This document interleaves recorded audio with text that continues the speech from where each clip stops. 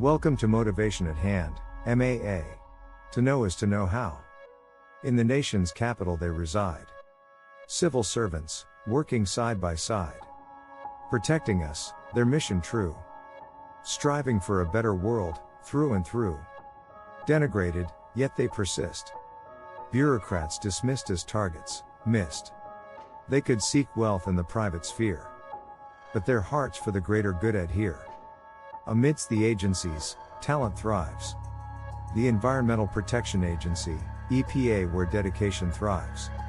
Long hours spent, policies refined. Improving lives, leaving no one behind. Trump's plot, Schedule F in sight. To wield control, extinguish the light.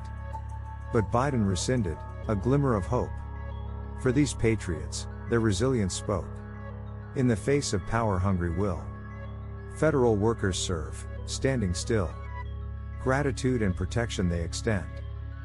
To these heroes, on them, we depend.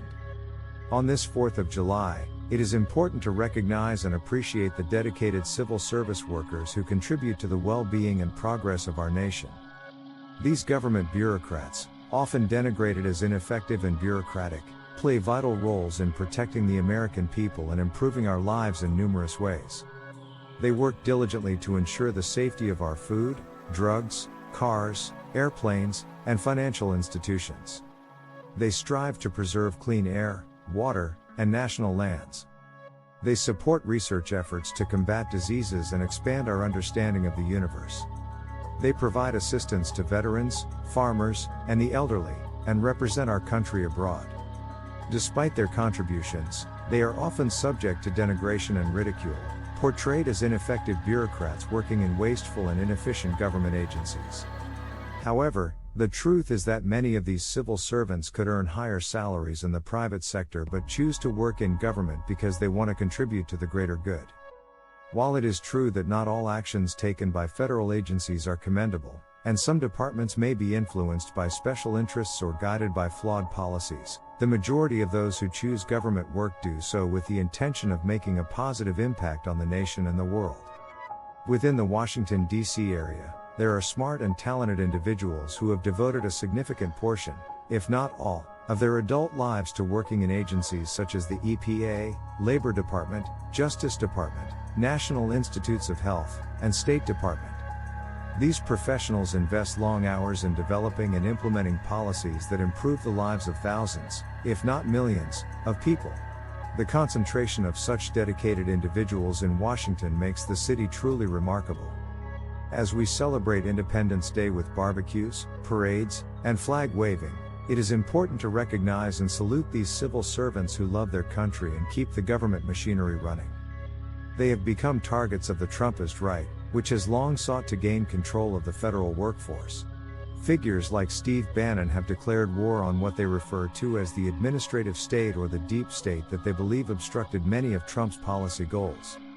Although Trump often failed to translate his ideas into actionable proposals, his allies devised the Schedule F plot, which aimed to target federal civil service workers by creating a category called Schedule F. This category would have stripped employees of civil service protections and made them easily dismissible by the White House. While the executive order was signed by Trump, it was rescinded by President Biden. However, if it had been in effect during the height of the COVID-19 pandemic, Trump could have fired scientists and public health experts who were warning of the crisis while he downplayed its significance. This plot demonstrates Trump's desire to consolidate power and remove career professionals who prioritize expertise-based policies over his personal and political interests.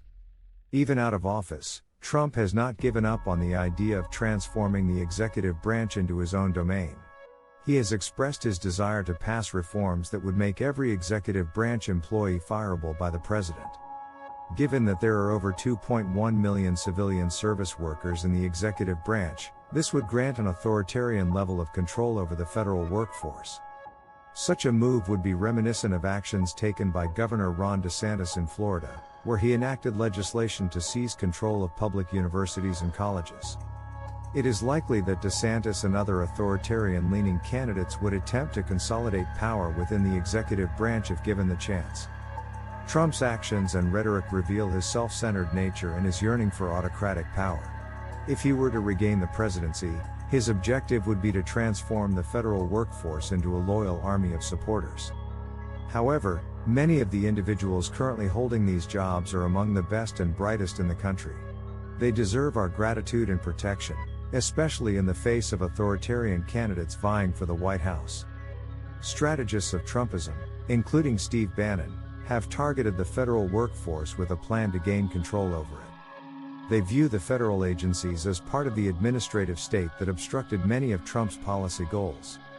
Although Trump rarely translated his impulsive ideas into actionable proposals, his supporters believe that career professionals hindered his agenda.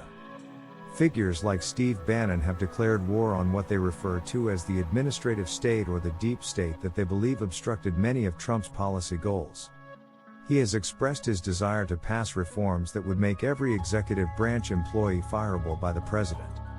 It is likely that DeSantis and other authoritarian-leaning candidates would attempt to consolidate power within the executive branch if given the chance.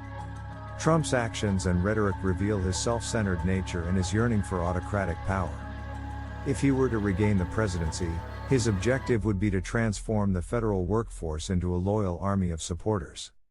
However, many of the individuals currently holding these jobs are among the best and brightest in the country. They deserve our gratitude and protection, especially in the face of authoritarian candidates vying for the White House. If given the opportunity, DeSantis and others like him would likely attempt to consolidate power within the executive branch. It is crucial to recognize that Trump's self-proclaimed love for the United States is overshadowed by his love for himself and his lust for autocratic power. If he were to regain the presidency, his goal would be to transform the federal workforce into a group of loyal Trump followers. As we look to the future, let us remember to protect and support these individuals, ensuring that their vital work continues to shape our nation for the better. In conclusion, as we celebrate our nation's independence, let us not forget the invaluable contributions of the dedicated civil service workers who uphold the principles and values that define America.